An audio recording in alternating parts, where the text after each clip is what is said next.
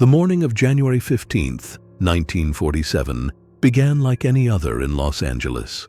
A light fog clung to the ground, muffling the sound of passing cars.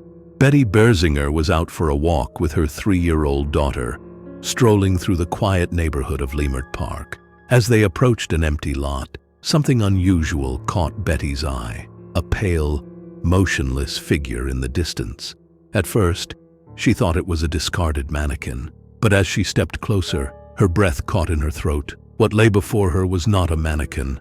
It was a woman's body, severed cleanly in half at the waist. Her arms were raised above her head, her legs spread apart. Her face bore a grotesque smile, carved from ear to ear, and her lifeless eyes stared into the morning sky. This was the body of 22-year-old Elizabeth Short, a young woman who had come to Los Angeles with dreams of stardom. Instead, she had met a fate so horrifying that it would shock even seasoned investigators and haunt the city for decades. Before she became known as the Black Dahlia, Elizabeth Short was just a girl from Massachusetts, born on July 29, 1924. Her life wasn't easy. When she was just 6 years old, her father abandoned the family, faking his own death. Her mother, Phoebe, struggled to provide for Elizabeth and her 4 sisters, often working multiple jobs to make ends meet. As a teenager, Elizabeth developed a love for movies and dreamt of escaping to Hollywood. She was known for her striking beauty, jet black hair,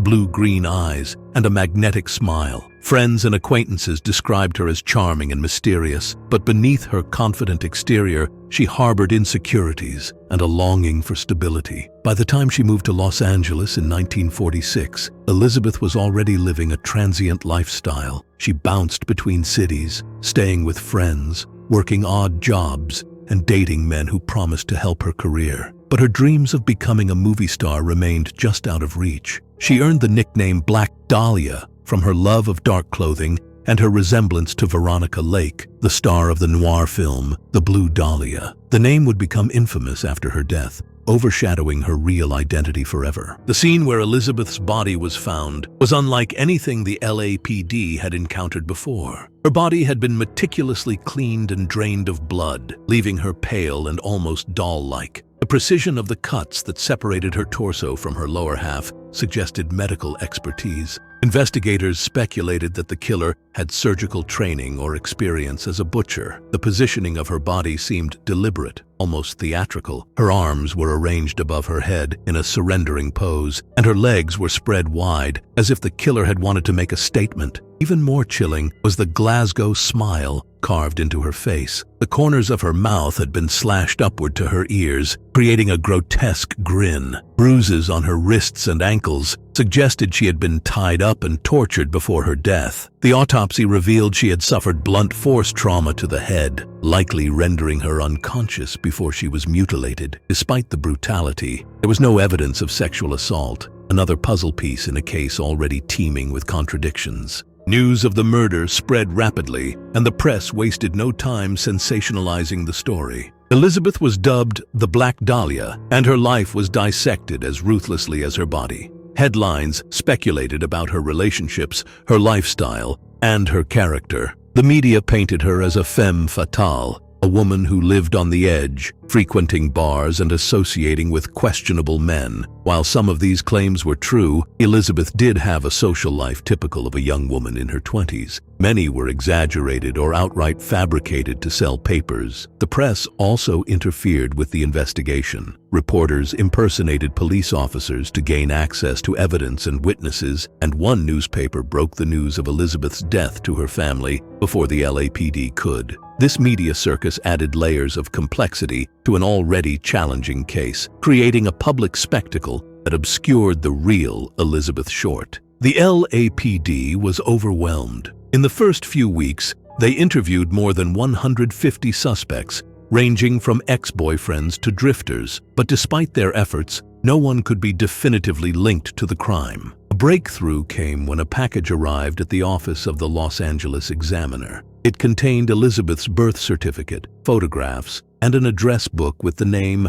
Mark Hansen embossed on the cover. The sender, who claimed to be the killer, had meticulously cleaned the items with gasoline to remove fingerprints. The letter accompanying the package read, "Here is Dahlia's belongings. Letter to follow." Over the next few weeks, more taunting letters arrived, all signed the Black Dahlia Avenger. Each was written in a crude, blocky style, adding to the killer's mystique. Mark Hansen, the man whose name appeared on the address book, became a person of interest. A nightclub owner and Hollywood insider, Hansen had known Elizabeth and was one of the last people to see her alive. But like so many other leads, this one fizzled out due to a lack of evidence. Over the decades, countless theories have emerged about who killed Elizabeth Short. Some are rooted in evidence, while others veer into the realm of conspiracy. One of the most compelling suspects is Dr. George Hodel, a wealthy physician with a dark past. Hodel's son, Steve, a retired LAPD detective, believes his father was the Black Dahlia's killer. He uncovered evidence linking George to the crime.